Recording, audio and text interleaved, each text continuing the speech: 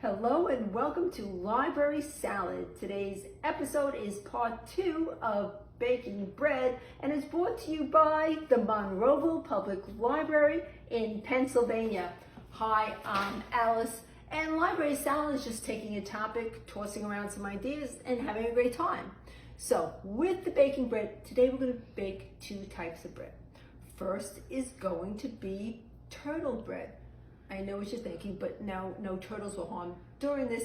Actually, the bread's going to turn out, we hope, like this. Look how cute. You can certainly make it into other shapes if you want. So now we're going to get started on our first bread. The easiest thing to do whenever you're baking, even cooking, is to set your ingredients out so that you're not taking time in between. Once you start mixing them, it should be an even flow. So first, what we have is the large mixing bowl, and don't worry about the ingredients because the link that you found when you came into this Facebook posting or YouTube, whichever you're on, is going to have the link to all the recipes. So we've got our bowl. We're going to be mixing our flour, which is a simple 1.5 cups. Always have your dishwater ready so you can start that soaking.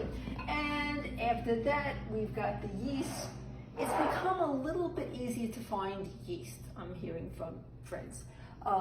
But so I had to get this jar, which was unique to me, because even though most of the recipes call for a package of the yeast, what you can simply do with the loose is that 1 package equals 2¼ teaspoons. So we've got it all measured out. We're going to put that in. We've got a tablespoon of sugar going in.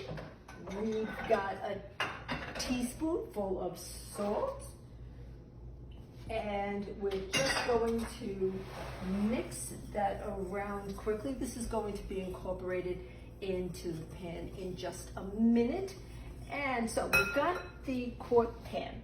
Let's turn it on. We're just talking a medium. Now the thing is, this is talking about getting it to a specific temperature. I don't have a thermometer. We're actually going to give it a try with a meat thermometer. Usually you don't need a thermometer because when you talk about a particular temperature, they're going to give you something to relate to, meaning here's the temperature or until you reach a rolling boil or something else. This one just says, here's your temperature. So we're just going to give it a try. So we've got it over medium heat, and I'm using the plastic whisk with this type of pan. And all we have to do is just keep whisking that around, and that's just going to take another minute or 2.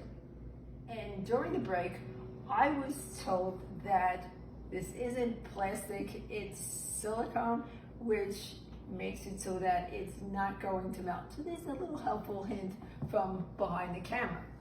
Now, we're going to add all of the yeast mixture that we had just put together. I'm going to give it a little, add a little at a time.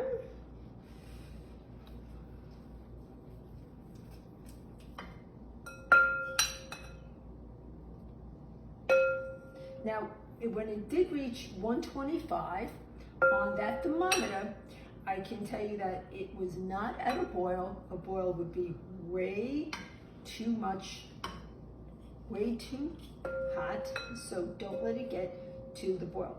We're going to put in the remaining of our flour. Always have any additional flour. If they talk about keeping additional flour, keep that to the side so that you don't have to in any way stop and start for that. We're now going to add in our egg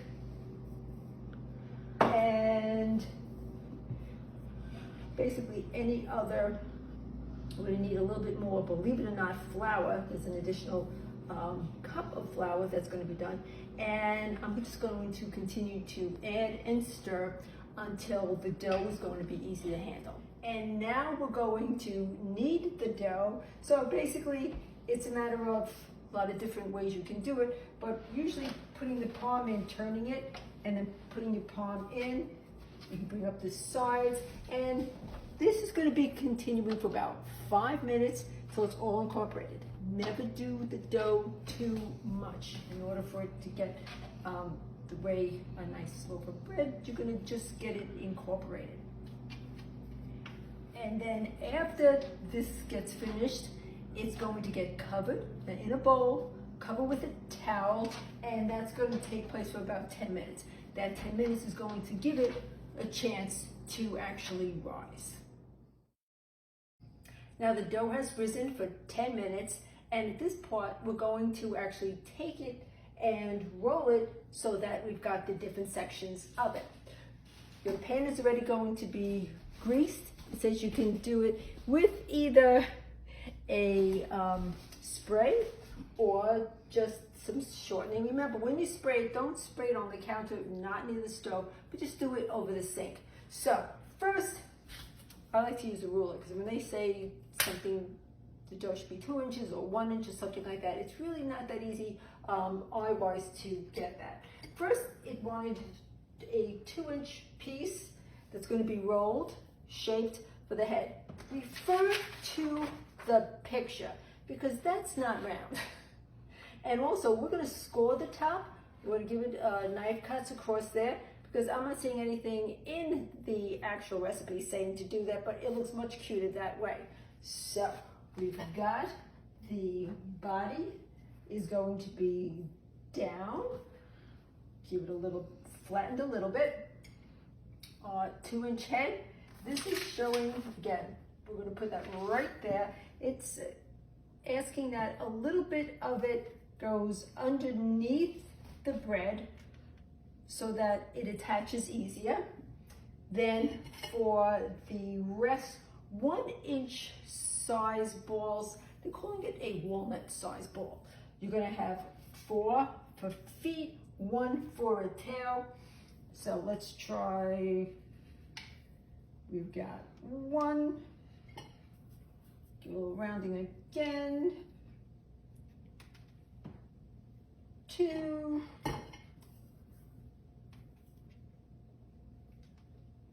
and the raisins, two little raisins for the eyes. I don't have raisins, I don't keep them at home. Not that there's anything wrong with that, I don't. So I didn't want to buy a whole box of raisins. So we have a cereal that had raisins in them.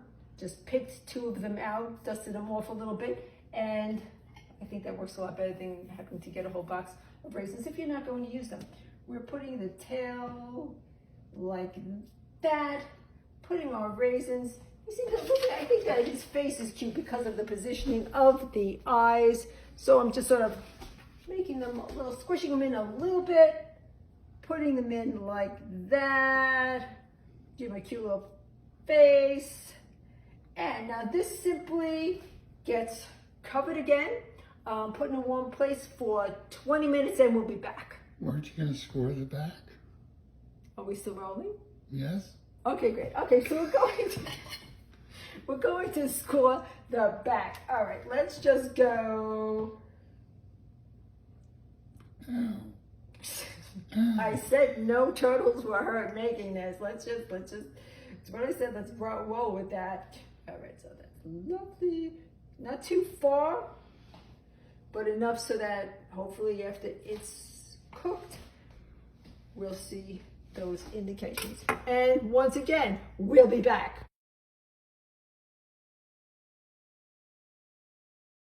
And here's a fun fact. Turns out that the part on the recipe about cutting across the top really was there. It was further down. This is a lesson in always read completely from start to finish. I thought that reading it 20 times was going to be enough. Obviously, 21 is the magic number here. So let's take a look at the bread now. Look how cute he turned out. I'm very happy with how the brown came out well. Strange things with the eyes though, just to let you know, halfway through they dropped onto the pan.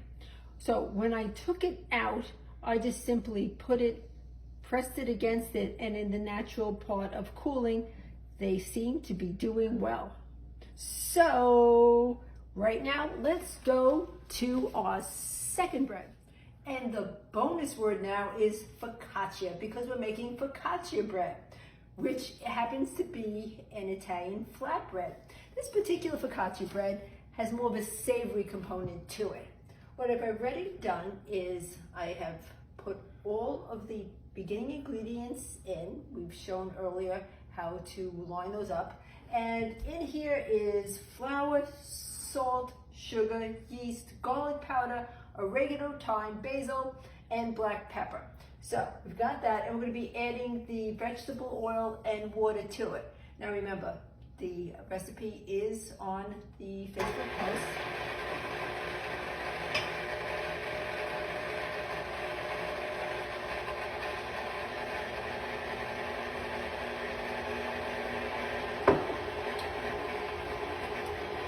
After it comes out, it's going to be going on the board just to knead it a little more.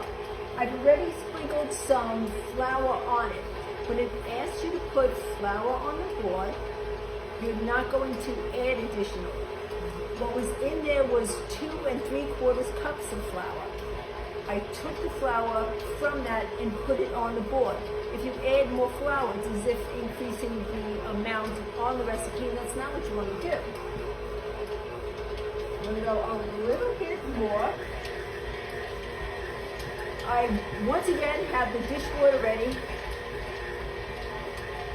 And you may say, why does she keep talking about dish water? Because when you watch the different programs, the cooking shows, they never mention anything about dishes because they have a staff. I'm assuming you don't have a staff, so just a little helpful hint that that's going to get things soaky and easier to clean. Let's check that. All right, so this is saying that it's going to go on to the board and going to be kneaded for a little while until it is smooth and elastic. So I'm going to just knead it for a little while and be right back. So after we stopped videotaping, the cameraman said, let me know when you need me. So funny here all the time. Anyway, so been kneading for a couple of minutes, and the object was to get it smoother and more elastic, which we have. And then taking a bowl that has been lightly coated with olive oil, we will put this in the bowl and turning it around so that the olive oil gets on to the actual bread. First recipe I made for focaccia actually asked for 5 tablespoons after it got to this point. I thought that was a lot, but I said, let me try it. Needed every bit of it. So if they're talking olive oil, definitely want to use it. So we've got that. And then we're going to cover this with a slightly damp towel. Clean towel is the important part of it. We're not going to make it too wet. We don't want it to drip into it. We just want to make sure that this towel over it is going to prevent it from drying out. So we're going to cover it, and then we'll be waiting 20 minutes and we'll be right back. So the oven has preheated to 450 degrees. Seems high maybe to you, but think of the exact number when you're doing a pizza. So 450 is good. This has been rising. Now, because it's actually a flatbread, it's not going to rise the same way you may see a full loaf bread rise, a double. It just, like that. It's going to ask that you just punch it down. So this means just a couple like this. Then it's going to go on to a greased pan and simply patting it to a rectangle to approximately 1/4 inch thick. You can have your handy dandy ruler out. But thin is what you do want, not too thin, but check that. You can, it could be oval, it doesn't have to be rectangle, but what they're saying is that it's not a round shape. Okay, so there we go. We're gonna brush it with the 2 tablespoons of olive oil. And if you don't have one of these, you may want to get it. It's great for just putting right into pans, putting onto your plates. And again, if they're saying 2 tablespoons, use all of it. The bread will certainly soak it in. Give it a little bit like that. And then the amount of cheese was 1 cup of mozzarella and just a tablespoon of Parmesan. And you'll see where we're going to drizzle the rest of this on. It'll seep over the sides.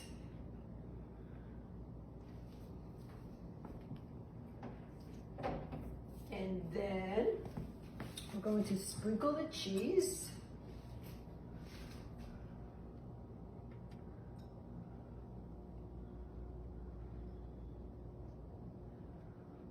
It may seem like a lot, but again, when I said just make sure you put all the cheese that it's calling for, because that is going to give it its signature name, Cheesy Focaccia. So right now, we're ready to get it into the oven. So here it is. I gave it an extra 2 minutes just to get a little more browning on the top. And like this bread or most other breads, you can actually freeze it. It freezes very well, but there's probably not going to be any left because it's that good. So see you next week. Thanks for joining us.